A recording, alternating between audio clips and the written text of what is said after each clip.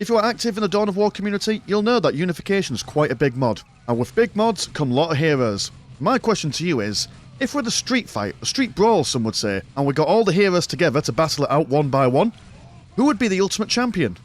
In this video series, I'm going to be going through each champion individually and figuring out how good they are at smashing each other in the face. To make it all fair, I'm going to establish a set of rules so that each battle is as fair as humanly possible. The first rule is that every hero will be a tier 1 commander. And as a general rule, most of them won't have upgrades, but we'll go into that later. This is to represent how they feel in the early game, and that if they have abilities that are good for a PvP scenario, they will be able to use them. The next rule is that there'll be no micro. Both champions will be A-moved towards each other, and the fight will just happen as it does. The third rule is that any commanders of groups of units, say for example the Imperial Guard commander, can have a melee-orientated squad built up for them. And that the last rule is that it will be a best of 3 should the fighting be close, just to make sure that we're being accurate and stuff. So if you've seen the thumbnail for this video, you'll know that we'll be going for the Force Commander first and foremost, just because why not? So beginning with the first engagement, we have got the Space Marine Commander versus the Chaos Lord. Now they both cost the same amount of money, with 220 blue and 50 green each. The Space Marine Commander does have 1,875 health, compared to the Chaos Lord's 1630. So Chaos Lord was probably the reason why I decided to not go for fully upgraded commanders, on the account of, well, the Chaos Lord can turn into a Demon Prince, which is probably not going to be fair in the grand scheme of things, but it's quite a close match so far. Both of them on the cusp of death, but the Chaos Lord just managing to get that last strike in there, so very, very good stuff indeed. Even though he's got a health deficit, he's doing alright, so we'll do this a best of 3. Just to make sure we're being nice and accurate. Both of them running towards each other, slicing and dicing away. Do quite like the sound effect of the Chaos Lord's strikes. Now, one fun fact about the commander combat in Dawn of War, I don't know how much Unification plays around with it, but from what I understand, whenever these guys are fighting up against regular infantry, there's knockbacks, there's maybe some slurs and stuff when they hit people, but when there's commander-on-commander action, they lock into like this sort of like duel kind of thing. Oh, there we go. Well done, Space Marine Commander. You've got 1-on-1 now, so this is now the tiebreaker. See how he goes about himself. And I do believe, if I got it on camera, after he wins, he takes a little bow. What a respectful gentleman. But, yeah, so they lock themselves into combat, and the actual striking that they do isn't representative of the actual damage done. So it doesn't matter whether they're actually striking or defending themselves. The damage is ticking down at all times, so that's just a fun fact. Whether that has been changed at all from the Unification side of things compared to Soulstorm, I don't know. But, hey-oh, look at this. They're having a bit of a scrap. And the Space Marine Commander is getting a little bit of a headway in there. Does look like he might potentially be able to. There we go. He does strike him down. So, first match of the evening. And Space Marine Commander, he gets it. So, well done.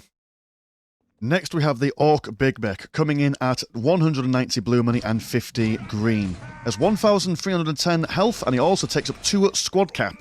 He also has the ability to repair and teleport. Whether that helps him in this engagement, who really knows? I do apologise as well for the terrible camera work. I'm trying to make it look dynamic as possible, but my camera work, as you all probably know, is not exactly perfect here. But the Space Marine Commander, he's quite comfortable, isn't he? He's happy. The Big Mech not really making use of that power claw in that engagement, so we're not going to do a best of 3 there. So the Big Mech, a little bit cheaper, but requires more boys to get the jobs done. Next up, we have the Eldar Farseer. She weighs in at 220 blue and 80 green, so a little bit more expensive in that department. She has got 1,310 health, and she has things like Mind War, Psychic Storm, and Guide. She will be allowed to use Mind War in this engagement, as that sounds like a good commander versus commander ability to use, and that does quite a fair whack of damage off the bat, but once it wears off, the commander is able to quickly catch up on the damage that she has done to him. And, but dear oh dear, just been almost matrixing out the way there. But sadly, no, she has been crumped good and proper. Oh, that's like the Orc. Got a little bit of utility in there, but 1-on-1, not that great. Next up, we have got the Imperial Guard Command Squad. With the addition of a Psyker and a Priest, they come up to a total of 290 blue and 105 green, so significantly more expensive than the Space Marine Commander. We are allowing him to use his Mind Strip ability on the Space Marine Commander, and really quickly is able to get through the main dude quite nicely. Just a couple of swipes of his sword, and there he goes. But yeah, the idea of this composition is that, one, you've got the Priest for melee damage, and you've also got the Psyker. The zapping ability, it's quite a common format that you would see in 1v1, and also like team games as well. The Space Marine, he goes down quite quickly, but I'm really curious to see whether if the Space Marine commander is able to kill, I don't know, the Priest first. He seems to be the mainstay of the melee damage going on, so if you can kill him first, we'll see how he goes. He does manage to strike him down first, but problem is that he doesn't really get involved in that duel-esque stuff that we mentioned earlier on in the game, so that's why he goes for the commander first every time. Well, I mean, he went for the Priest first, but I think the Priest got to him initially. So he's doing alright, although he's not having the best times, quite low on health, but these guys come up at 250 health each, although then again, when all three of them are together, they do get a bit of a health bonus. I'm not sure what that is or how much that is in the grand scheme of things, but yeah, but Space Marine Commander doing a little worse in that regard, not really able to kill the Priest. It was very close to it, but Psyker managing to zap his brain off later on. So there we go, first loss for the Force Commander. And going for another squad commander, we have got the Dark Elders Archon. In total, with 2 Incubi, comes up to 240 and 60, with the cost of also 2 squad cap as well. He's got the ability of Anime Vitae, or Anime Vitae. Yeah, there's no anime girls in this, I'm afraid, boys and girls. None whatsoever. But that helps him regain a little bit of health, but doesn't seem to be doing all that much. One of those Incubi going down more or less straight away. Well, they are getting him quite low on health at the moment. So I wonder if that Incubi was alive for a little bit longer, if he would be able to maybe take on the Space Marine Commander. I mean, surviving just a sliver of health going on there, so very impressive stuff. We will have to see how he goes in round number 2. Also going to save the Anime Vitae for a little bit later. Seeing if everyone takes a little bit of damage. Just see if the ability also affects the Incubi, but it does not seem to do all that much in the grand scheme of things. But both Incubi are up. Archon taking the brunt of the damage. Again, apologies for the terrible camera work. The Archon has gone down more or less. And now it's up to the remaining boys to see if they can take him on. But health falling down quite significantly. One being shot at a distance. And can he? Yep, giving the powerful uppercut. Space Marine Commander does take that, so well done there. Next up, we've got the Necron Lord, and he's coming in at 150 green money with a total of 1,800 health. It's only 75 less than the Space Marine Commander, so he should be doing relatively okay. But, I mean, he gains health as the Necron Monolith goes up, so this is at his absolute weakest point in the game in the Tier 1s. He's doing alright. He is at half health at the moment, but the Space Marine Commander is not that far behind. But the general staying and punching power, he does lack that kind of stuff, especially when he doesn't have his Forbidden Archive up and running for those extra bits and bobs there. So, yep, he goes down. Space Marine Commander only just getting into the red health there. So that's another win for the Force Commander. And here we have the Tau Commander. With a Heavy Flamer, he costs 300 blue and 80 green. So quite expensive compared to the Force Commander. He is going to use his target acquired. Now, everyone else I air moved, but I felt really, really sorry for the Tau Commander because he is not apt for this combat situation whatsoever. So I allowed him to use his snare and also hold ground. So he was able to get a couple of shots off and able to do, what was that, about maybe a quarter of the Force Commander's health before he then starts getting bonked in the chops. And let's be honest, the Force Commander, sorry, not the Force Commander, the Tau Commander is going to really struggle in this kind of challenge here. But it's going to give it a good old college try, bringing the Space Marine Force Commander all the way down to half health, so that's a nice little effort there by him. Next up, we've got the Canoness, and she comes at 200 blue money and 40 green, and she has a total health of 1,500.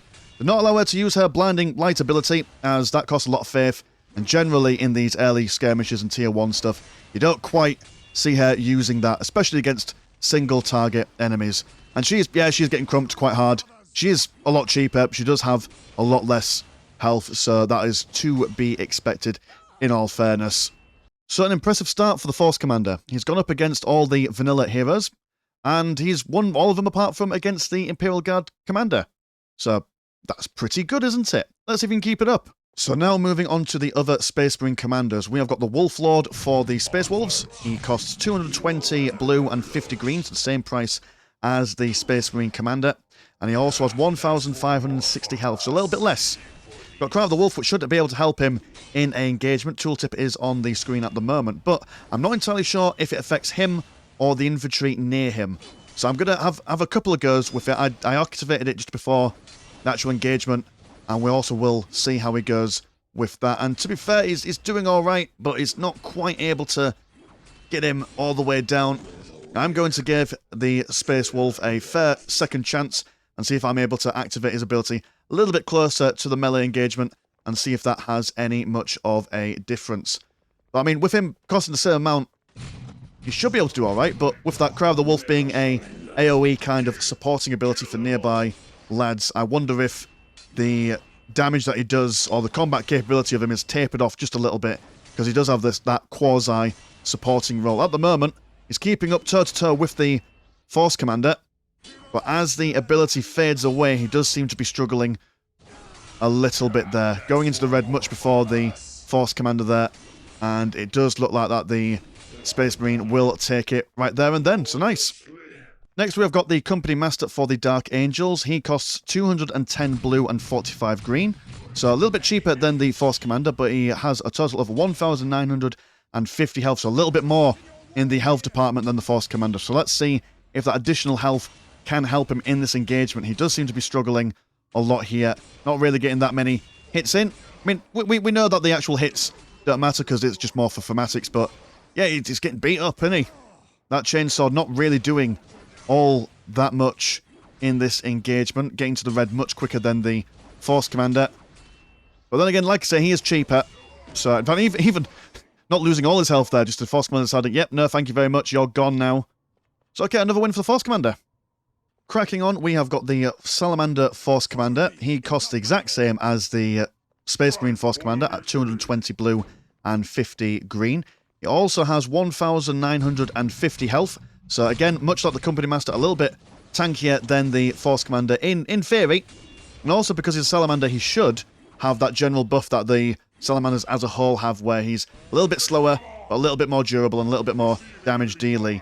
I mean, that's all theory, and at the moment they are quite close all the way through. But the Salamander getting to the yellow health much quicker than the Force Commander.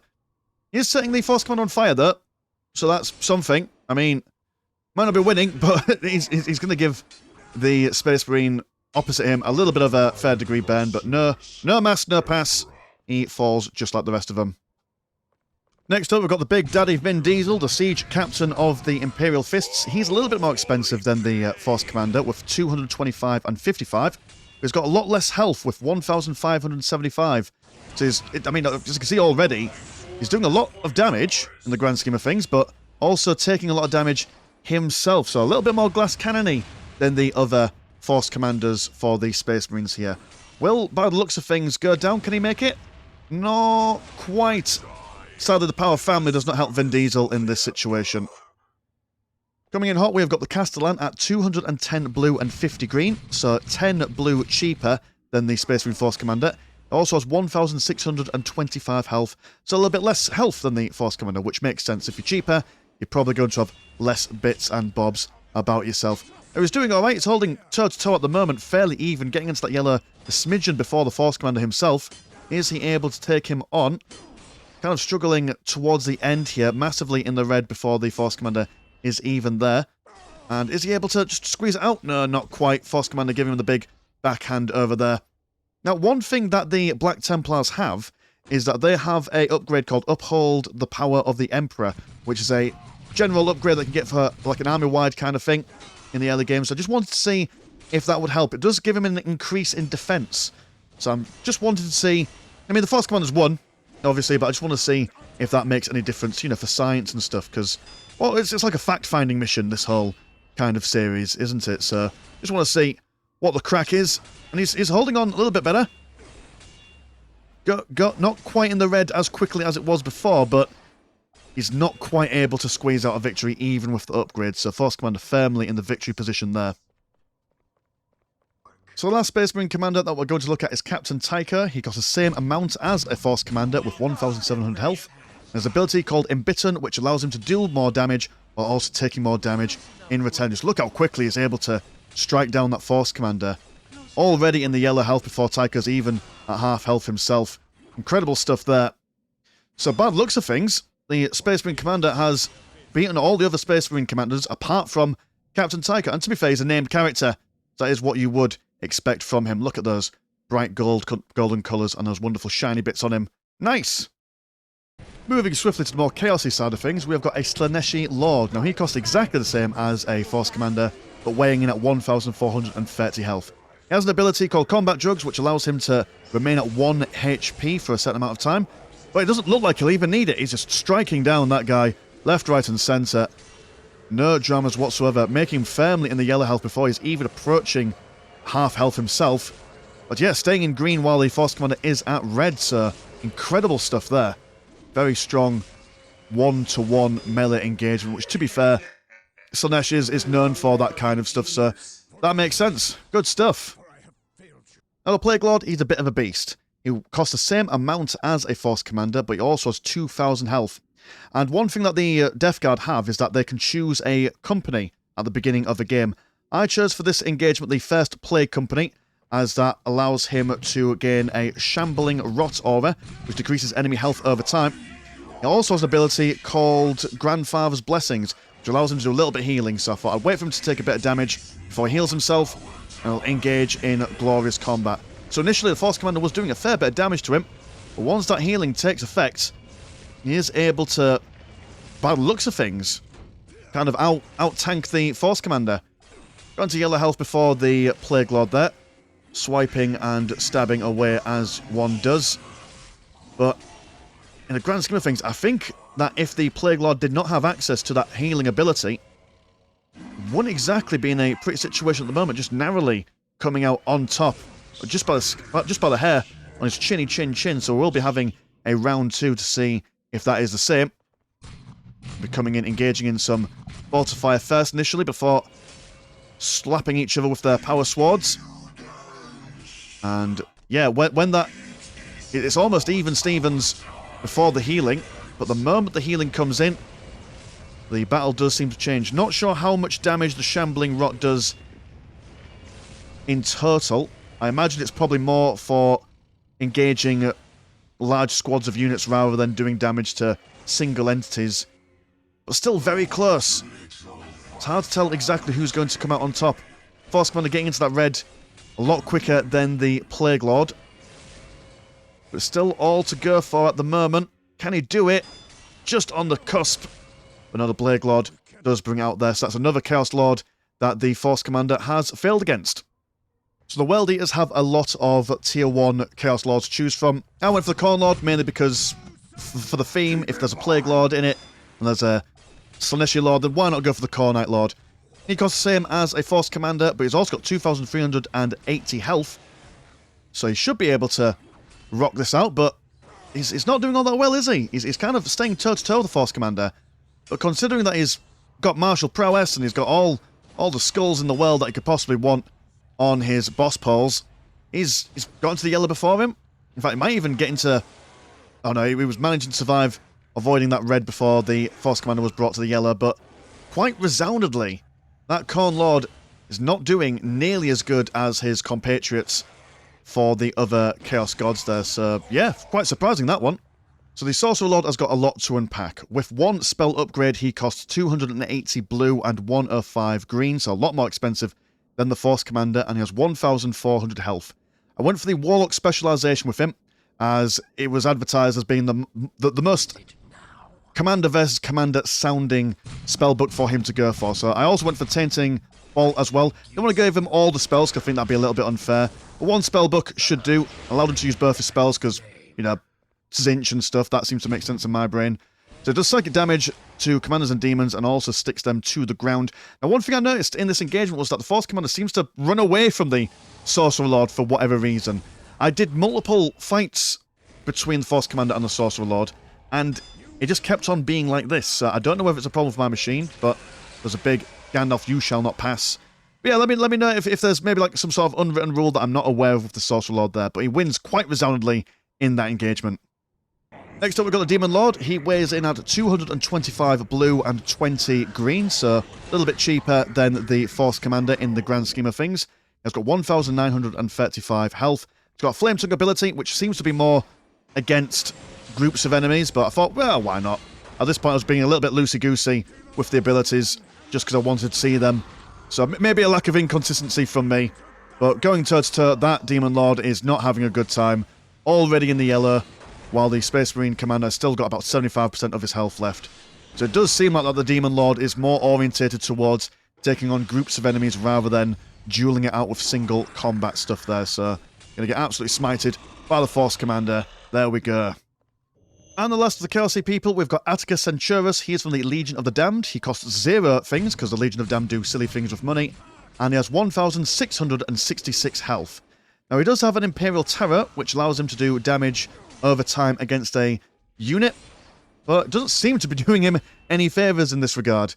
So, yeah, again, I think much like the Demon Lord, he is orientated towards doing damage, or at least with that ability, against groups of people. But already, I mean, there's no, not even close in this situation. Being smited before the Space Marine Commander is even at half health. So as we can see, the Space Marine Force Commander has got a little bit more reds than he did at the beginning, struggling a lot of those Chaos Lords, but we'll move on to some Imperial stuff and see how he does. Opening up with the Lord Inquisitor, he costs 200 blue and 40 green, and he has 1,700 health. But no special abilities, more or less. He's just going in with bloody raw, masculine energy, power swords clashing as they go about their business. I do quite like the Lord Inquisitor model. Definitely winning in the cape department, but not necessarily in this street brawl. Been brought to the yellow much quicker, in fact, brought to the red infinitely quicker. The Space Marine Commander there. And to be fair, augmented Super Soldier versus regular guy, the Force Commander wins. Cracking on with the Inquisition Command Squad, when we add all our boys to the squad, they cost a grand total of 240 blue and 100 green, standing up with 1,290 health in total. And much like the Imperial Guard squad, when you get all 3 of them in there, you get like a little bit of a health boost, which is quite exciting. And yeah, she's just going to stand behind the boys, and the Force Commander is going to absolutely get crumped by these guys, not even taking out one singular model. And I did this a couple of times, and it was more or less the same thing. For some reason, whatever reason, I don't know why, but he doesn't go for the main person in the command squad like he does in other group units. Now for the Lieutenant Colonel of the Steel Legion, he costs 150 blue and 40 green, with a grand total of 1,000 health. So bless him, he's basically like a glorified blooming commissar at this point, except that he doesn't need to kill people to regain their morale. The portent is not favourable for him. He's struggling quite a lot. Managing to do a little bit better than Atticus Centurus though, believe it or not. But yeah, no chance of him winning in that engagement, sadly. Now we have the Lord General Command Squad for the Deathcore Krieg. Adding their melee specialists in there, they come up to 285 blue and 110 green. Like I say, much more expensive than the Force Commander. And they round off with 1,355 health when all the boys are added. Now, unlike the other squads, or generals with squad members in them, they don't get a bonus to their maximum health when they have all the lads in there, which is quite interesting. Not sure why that is, but they're not doing well at all. Force Commander killed one of those melee specialists more or less straight off the bat. So, I'm going to take that into consideration. I'm just blasting that guy off into space. I mean, can one man do it? Probably not. He's going to give it a go all the same. Striking him down over on the side. Only one more strike, maybe. Like a blooming baseballer. Sending him flying. No chance whatsoever. Coming in with the Magos Explorator for the Adeptus Mechanicus. She costs 175 blue and 30 green. With a grand total of 900 health. Now, she does have an ability to bring up her Tarantula turret. But that costs 300 blue money. And I'm thinking, she can't use it because that's basically the cost of another hero. So without that ability, she is a bit brown bread, not being able to do all that much, sadly. Moving on to the Tyranids, we've got the Broodlord weighing in at 250 blue and 1,500 health. Can his tendril claws and scything talons cut through the Force Commander's armor? Doesn't look like it at all, does it? This imposing deadly beast that can sneak up behind people and murderize them more or less instantly is doing very little against the Ceramite armor of the Force Commander. It just looks like it's just trying to give him a big hug, doesn't it? No, not doing him any favours, I'm afraid. In a 1v1 situation, you probably wouldn't want to send your Broodlord up against a Force Commander there, yeah. Not even in the yellow or red health there for him. So a Great Harlequin is up next. She has a grand total of 1,410 health, so significantly less than the Force Commander, but just look at the way she moves. Backflips, side flips. She's just getting killed pretty quickly in comparison. Maybe focusing too much in the twisting and turning. I think in the lore, Great Harlequins are meant to be these high-tier, good lord, no one could fight in 1v1, but in this situation, Force Commander certainly tidying up her very nicely. And last but not least, we have got Yvraine. She costs 220 blue money and 80 green, so a little bit more expensive in the green department, with 1,310 health to play with. She also has something called the Gaze of Yanid, which is basically like a very posh Mind War, much like the Eldar Farseer. But again, in a similar kind of situation, starts off quite well, but then, come on, move this camera. There we go. Well done, past me. Yeah, it's not close, not close at all. So sadly, that is more or less the entire thing done. So let's have a look at the results.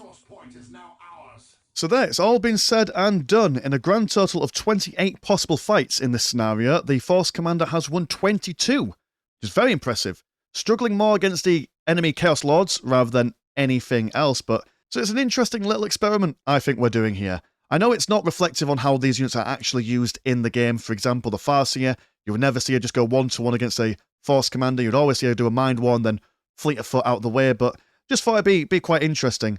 And then once we go through these more, because obviously this doing one hero took me quite a while to do, because there's like 28 individual battles to do, some of having multiple engagements to go through.